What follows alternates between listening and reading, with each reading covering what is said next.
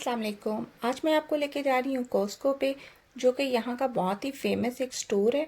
और जहाँ पे शॉपिंग करने के लिए सबसे पहले तो आपको लेनी पड़ती है इनकी मेंबरशिप। और जब आप इनकी मेंबरशिप ले लेते हैं तो ये आपको बना देते हैं एक कार्ड, और फिर आप वो कार्ड दिखा के जो है इसमें शॉपिंग करते हैं। तो अगर आपके पास कार्ड होगा तभी आप इस स्टोर में शॉपिंग कर सकते हैं, अदरवाइज़ आप इसमें शॉपिंग नहीं कर सकते, क्योंकि ये एंट्रेंस पे आपका कार्ड जो है वो चेक करते हैं।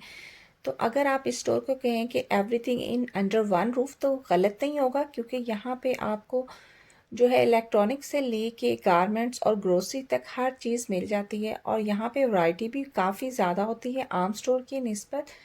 तो अगर आप इसकी शेल्फ़ को देखें तो आपको अंदाज़ा होगा जो इनका जो ये सिस्टम है ये बिल्कुल आइकिया की तरह है।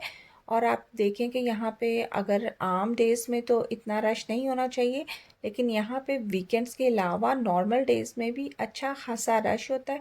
और अब आप ये क्यू देख के इससे अंदाज़ा लगा सकते हैं कि यहाँ पे कितना जो है वो रश है।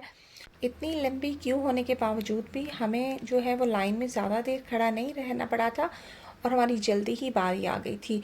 अब चूँकि यहाँ पे हॉलोवीन का सीज़न चल रहा है तो यहाँ पे आपको बहुत ज़्यादा जो है ना वो हॉलोवीन की डेकोरेशंस नज़र आएंगी, और बच्चे जो हैं उन डेकोरेशंस को देख के खुश होते हुए आपको नज़र आएंगे, क्योंकि बहुत सारी जो डेकोरेशन है वो काफ़ी फ़नी किस्म की होती है। और साथ में आपको यहाँ पे नज़र आएंगे बहुत सारे जो हैं हॉलोवीन के कॉस्ट्यूम्स, और जो है आपको बहुत ये रिजनेबल प्राइस पे भी मिल जाएंगे यहाँ से। और यहाँ पे जो इलेक्ट्रॉनिक्स मैंने देखी तो मुझे आइडिया हुआ कि यहाँ पे जो इलेक्ट्रॉनिक्स की प्राइसेस हैं वो दुबई की निस्बत काफ़ी कम है। लेकिन प्रॉब्लम ये है कि हमारा और जो दुबई का वोल्टेज है उसमें फ़र्क है, तो हम वो बाई नहीं कर सकते। तो शायद वो हमारे तो किसी काम की नहीं है, लेकिन जो वैसे अगर कंपेयर करें तो जो यहाँ पे इलेक्ट्रॉनिक्स हैं वो कनाडा में जो है चीपर है दुबई के मुकाबले में। और ये आप देखें कि बिल्कुल सामान उसी तरीके से इन्होंने अरेंज किया हुआ है जिस तरीके से आइकिया में होता है। और मैंने दुबई में कोई भी स्टोर ऐसा नहीं देखा जहाँ पे इस तरीके से उन्होंने जो है सामान सेट किया हो।